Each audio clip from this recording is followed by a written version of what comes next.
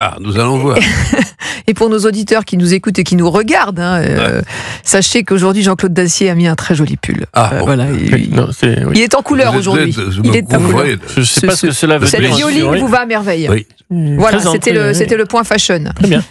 On va parler de cette conférence de presse qu'a tenue ce matin Bruno Retailleau, le ministre de l'Intérieur, pour lancer officiellement sa campagne de lutte contre le narcotrafic, la consommation et le trafic de stupéfiants. Mais avant d'en débattre, écoutez Bruno Retailleau qui s'est exprimé sur le lancement de cette campagne de sensibilisation à l'attention des consommateurs. Ce n'est pas une campagne de sensibilisation, c'est une campagne de culpabilisation.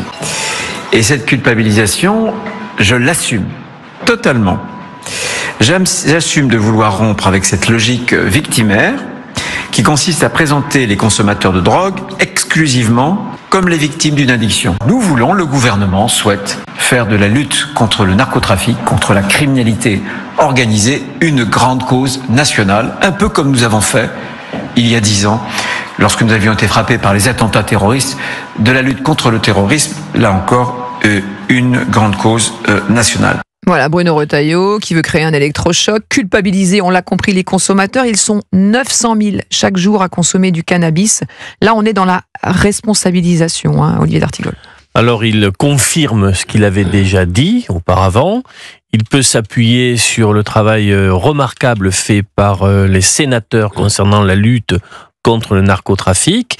Et en effet, il engage là très certainement une offensive médiatique concernant les consommateurs. Il n'y a pas de marché s'il n'y a pas de consommateurs. C'est sa cible, c'est-à-dire que désormais il dit voilà, il faut arrêter de penser que ce sont les victimes. Donc en fait, il s'adresse à eux directement. Et là, c'est pas l'idée du débat. Là, c'est pas de dire c'est bien ou c'est pas bien de fumer du cannabis. On n'en est pas là. L'idée, c'est quelles conséquences ça a sur notre société. Mais là où j'ai du mal à le suivre, c'est il faut bien sûr une sensibilisation, comme on a pu le faire par le passé sur la sécurité routière, sur la consommation de vin. Ça n'a jamais été fait à grande échelle concernant la consommation de drogue, mais vu les chiffres de consommateurs que vous venez de rappeler, Céline, comment faire une politique répressive à grande échelle concernant cet objectif? La campagne, c'est chaque jour des personnes payent le prix de la drogue que vous achetez. Voilà.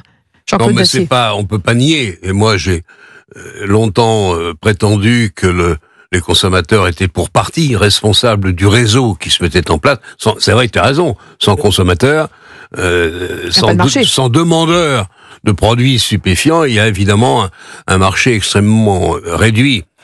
Pour autant, le ministre Retailleau s'attaque à quelque chose qui va devenir de plus en plus compliqué. Pourquoi ? Avec les livraisons à domicile, les réseaux sociaux, etc., ça devient un job compliqué. L'ubérisation, évidemment, la livraison des... Bon, mais néanmoins, il faut le soutenir parce que je pense que la drogue a pris une telle extension dans notre pays aujourd'hui.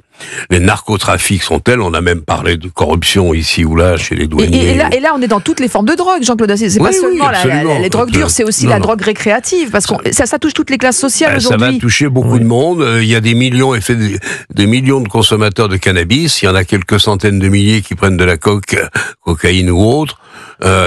Est-ce qu'il s'y prend bien, voilà. Le régime des amendes, il n'y a pas tellement d'autres façons on va pas les mettre en prison, il n'y a pas de place. L'amende délictuelle, mais il ne faudrait pas que ce discours qui priorise le répressif nous amène, comme on a pu le faire par le passé, à oublier une question: pourquoi autant de consommateurs ? Pourquoi dans la société française ? Parce que ça fait vivre des gens, parce que le trafic fait vivre des gens. Pas uniquement. Ceux qui vendent, les petits vendeurs, là, même souvent des mineurs, ils vont gagner plus en faisant ça qu'en allant travailler à l'école et en mais là, vous parlez des réseaux et des filières, on peut le faire. Mais pourquoi autant de personnes dans la société française sont amenées à avoir recours à de tels produits pour combler quoi? Qu'est-ce que ça dit de notre société? Qu'est-ce que ça dit de notre société?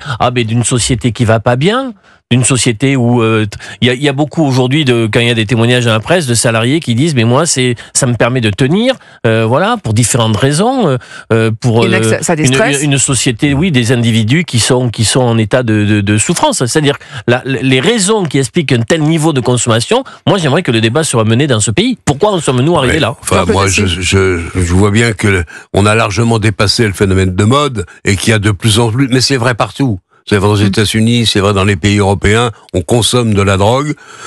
Parce que la société On dans a laquelle... banalisé, selon vous, la consommation de drogue ? Il y a un phénomène de banalité, puis il y a aussi la difficulté, effectivement, d'exister. On entre là dans un débat quasi philosophique. Pourquoi les gens prennent-ils de la drogue aujourd'hui, alors qu'ils n'en prenaient pas il y a 20 ans ou 25 ans ? On n'en prenait pas, nous, quand on était enfants. Avant, c'était le pinard. Avant, c'était une bonne boutanche, oui, une bonne c'était pas la boutanche de même vin. chose quand même, mais c'est vrai que l'État... Quand on avait envie de se détendre, on rentrait le soir, on se prenait un petit verre. Dans le débat philosophique qui est le nôtre, la production... Vous n'avez pas répondu sur le pinard, Jean-Claude Dacier, vous n'avez pas répondu sur le pinard. Je suis d'accord. Et la consommation d'alcool a beaucoup chuté. Et le tabac. La consommation d'alcool a beaucoup chuté. Le tabac... Il y a eu des faiblesses de l'État il y a 30 ans, on fabriquait et on vendait des Gauloises, et c'est l'État qui se gavait. Est-ce que la drogue n'a pas remplacé l'alcool ? Non, non, parce que je pense que même la consommation d'alcool, nos jeunes... Alors peut-être que oui, nos jeunes ne boivent plus beaucoup de vin, ils boivent autre chose. C'est un des problèmes d'ailleurs des vignerons aujourd'hui. Jean-Claude, c'était 100 litres par an et par personne il y a 50 ans. Aujourd'hui, on en est très loin. D'ailleurs, on voit la crise du Bordelais. Pour autant, les jeunes boivent des cochonneries qui sont sans doute pires. Mais bon, c'est comme ça. Et puis, ils prennent aussi de la drogue. On ne peut pas totalement viser Jean-Claude Dacier, c'est le soutien à la filière vin auquel il participe. Et raisonnablement, Jean-Claude. Oui, raisonnablement, mais non, mais je défends la production française. Raisonnablement. Et je pense que... Mais il faudra quand même vraiment pousser la question sur l'état de la société, ce qui s'y joue, est-ce que l'aspect très anxiogène de l'avenir, savoir si certaines choses qui ne fonctionnent plus sur la manière dont on pouvait faire une société, font qu'un nombre considérable de personnes consomment aujourd'hui. Moi, c'est une question y compris de santé publique, mais de santé psychique. Et quand moi je suis stressé, je vais faire du sport, je vais courir. Oui, je vais boire une petite coupe en fin de journée, en fin de semaine, pour me détendre. Et je ne vais pas aller... ça fait partie quand même, la drogue, ou les drogues légères, cannabis en tête, font maintenant partie des produits que l'on consomme ici ou là de temps en temps. Pas chez tout le monde. Il y a encore un phénomène de gens, il y a beaucoup de gens qui refusent, parce qu'ils savent les dégâts que ça peut provoquer, et ils sont pas fous. Simplement, pour revenir à la politique de Retailleau, je pense que globalement, on ne peut pas prétendre vouloir mener combat contre la drogue en oubliant les consommateurs. Simplement, faut pas se faire non plus trop d'illusions avant de récupérer l'argent des amendes qui vont être distribuées. Qui va les distribuer déjà? Les policiers. Ça va être compliqué, mais je crois qu'on ne peut pas laisser les consommateurs de côté. Ok, Jean-Claude, on va écouter quand même si vous êtes d'accord, parce que c'est arrivé au même moment et c'est vrai que c'est étonnant. Le président colombien Gustavo Petro a provoqué vraiment une polémique en affirmant lors d'un conseil des ministres mardi que la cocaïne n'est pas plus nocive que le whisky. Écoutez. Parce que si on veut vraiment la paix, il faut démanteler le business. Et ce business pourrait être facilement démantelé. Si la cocaïne était légalisée dans le monde, elle serait vendue comme le vin. Et l'argent serait utilisé pour empêcher les enfants, comme aujourd'hui, de consommer l'alcool ou de fumer. Et la cocaïne est illégale parce qu'elle est produite en Amérique latine, pas parce qu'elle est plus nocive que le whisky. Les scientifiques l'ont analysé, la cocaïne n'est pas plus mauvaise que le whisky. Voilà, bon, la déclaration hallucinante du président Colas. Bon, il produit de la coke, j'imagine. C'est de l'anti, il défend sa production, mais c'est une partie répondre à Trump et aux États-Unis. Mais bon, c'est pas très sérieux. C'est vrai, évidemment, que si vous buvez 5, 6 ou 7 whisky, quand vous regardez les fictions américaines, il n'y en a pas une où ils boivent pas 1 ou 2 ou 3 whisky. Quand un président d'un pays dit cela, le mal est profond quand même. Le mal est profond. En tout cas, oui, bien sûr qu'aux États-Unis, ils se consomment des kilos et des tonnes de drogue, et notamment de coke. Mais néanmoins, il dit aussi que c'est finalement moins grave de fumer, de la cocaïne, que de prendre des opioïdes, comme ça se fait aux États-Unis. Je suis pas spécialiste, mais je crains que ce soit complètement stupide et complètement erroné, parce que la coke fait des dégâts qui sont considérables. Maintenant, on en arrive aux drogues de synthèse, on sait même pas où on va.